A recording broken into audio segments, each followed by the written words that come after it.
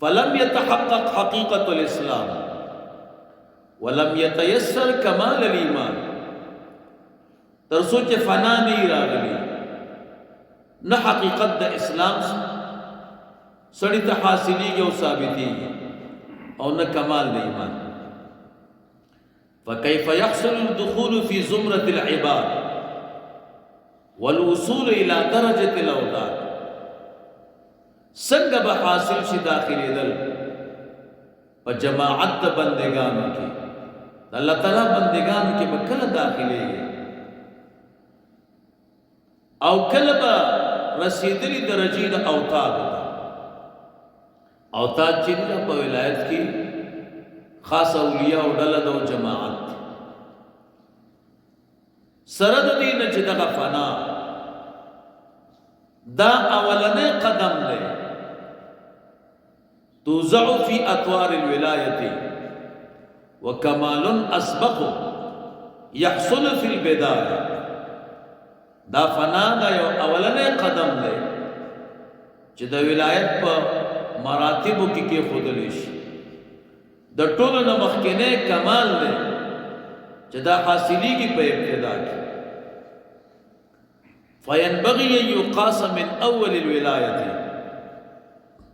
حال آخرها ومن بدایتها درجة نهایتها.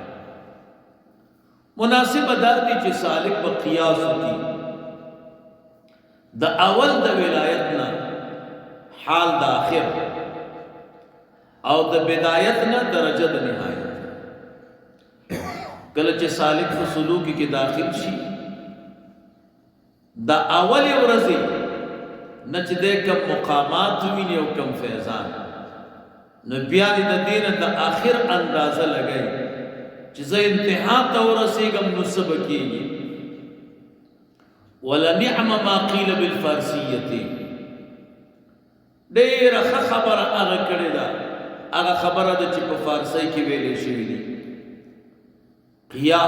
قیاس کن ز گلستان من بهار را، قیاس که زما د باغ نه د بهار، دا ښایسته باغ چې زما درته ښکاري نو د دې نه اندازه ولګوه چې پسرلی به څومره ښایسته تېري.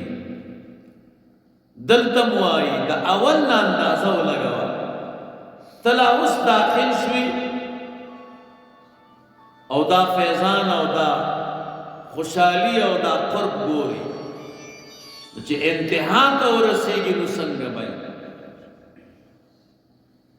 وقیل بها ایضا.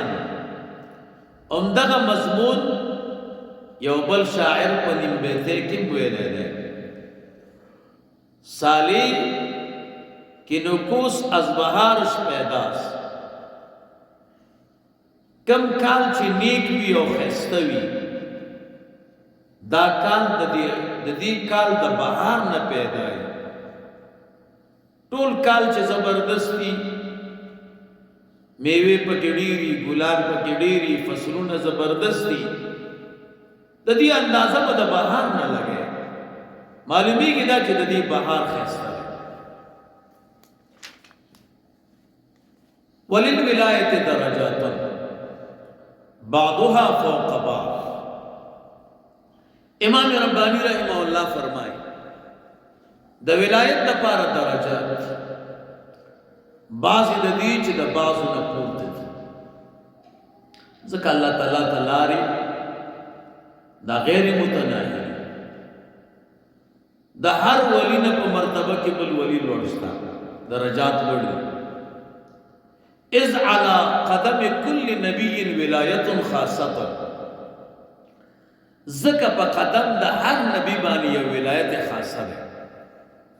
واقصى درجاتها من التي على قدم نبينا عليه السلام وعلى جميع اخوانه من الصلوات اتمها ومن التحيات ايمنها.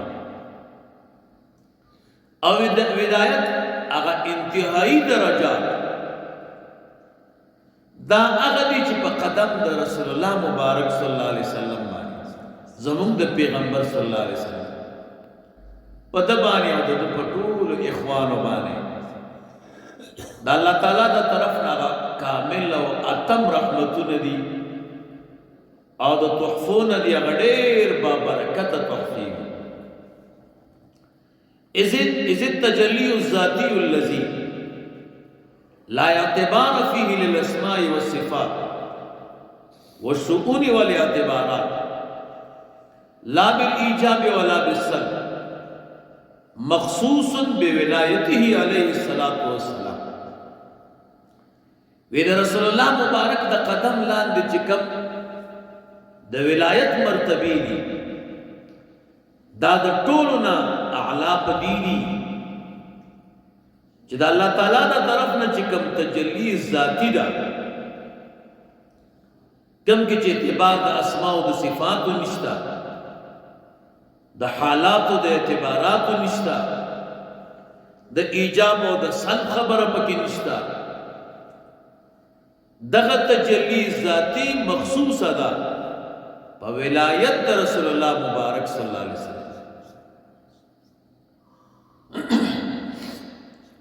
وخرق جميع الحجب الوجودية والاعتبارية علما وعينا يتحقق في هذا المقام. تمام پردیش کېدل او لري کېدل د وجود او د اعتبارات په اعتبار د علم او د عین سره دا په دغه مقام کې پرتی دي کم ولایت چې رسول الله مبارک د قدم لاندې. فحينئذ يحصل الوصل عريانا ويتحقق الوجد حقيقة لا حسبانا. دغه وخت کې وصل حاصلېږي ښکارا چې په منځ کې پردې نه او وجد ثابتېږي حقیقتا نه د ګمان په وجه. وللكمل من متابعة عليه السلام عليه الصلاة والتحية نصيب كامل وحظ وافر من هذا المقام العزيز وجوده. اولیاء بزرگانو کی چکم کاملان اولیاء بزرگان دی د دې کاملینو د پاره د متابعت رسول الله مبارک صلی الله علیه وسلم نا نصیب کامل نے او پورا حصہ د دې مقام نا هغه مقام چې د دې وجود ډېر کم یې چاته نه پیدا کړي. فعليكم مسالکین توای چې دی اولیاء او بزرگانو ته الله تعالی دا لوړ مقامات ورکړي دي د دې وجنه چې د رسول الله مبارک اتباع کوي نو پتا سو لازم دي. فعليكم باتباعه صلی الله علیه تعالی علیه وسلم تاسو باندې لازم دي اتباع رسول الله مبارک صلی الله علیه وسلم. ان کنتم متوجهین الى تحصیل هذه الدولة القصوى وتکمیل هذه الدرجة العليا. کستاسو دا قصوی چې دا لوی دولت حاصل کړي او د لوی درجه چې دا پوره کړي دا په بل شي نه حاصلېږي دا د رسول الله مبارک په اتباع. وهذا التجلي الذاتي البرقي عند اكثر المشايخ رحمهم الله تعالى سبحانه. دغه تجلی ذاتی چې د الله تعالی د طرف نه دا برقی ده یکدم انسان ته حاصلېږي په نزد اکثر مشایخ. الله تعالی دې په دې باندې رحم یعنی ان خرق جميع الحجب عن حضرت الذات جل سلطانه يكون في زمان يسير كالبرق. دا الله تعالی او د مخلوق په منځ کې خوریر حجابات کله کله د الله تعالی یو خاص فضل وشي دا تمام حجابونه لري شي نو دغه حجابونه چې لري کیږي او د الله تعالی د طرف نه تجلی ذاتی اولیاء او تور کول کی دا په لږه زمانہ کې دا داسې لکه د برق غوندې د برېښنا دا کله کله داسې وشي نو چې دا تجلی ذاتی وشي د دې نه وروستو ثم يسدل حجب الاسماء والصفات وتستر سطوات انوار الذات تعالی د دې تجلی ذاتی نه وروستو بیا د الله تعالی د اسماء او د صفاتو بیا پردې راځوړل نشي او د الله تعالی د ذات چې کوم انوار دي هغه بیا پټ شي بیا د صفات تجلی شروع شي فيكون الحضور الذاتي لمحه كالبرق اولیاء بزرگانو ته چې حضور ذاتی او تجلی ذاتی حاصلي دا یو لګه اندازې لکه د برق اولیاء باندې کله کله حالت راشي خدا ډېر کمی د برق په حالت کې والغیبت الذاتیه کثیره جدا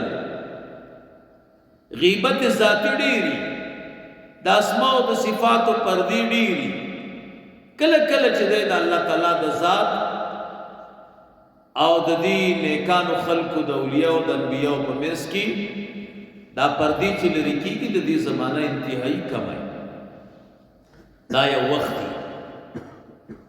وعند اکابر المشایخ النقشبندیه قدس الله تعالی اسرارهم والحضور الذاتی دائما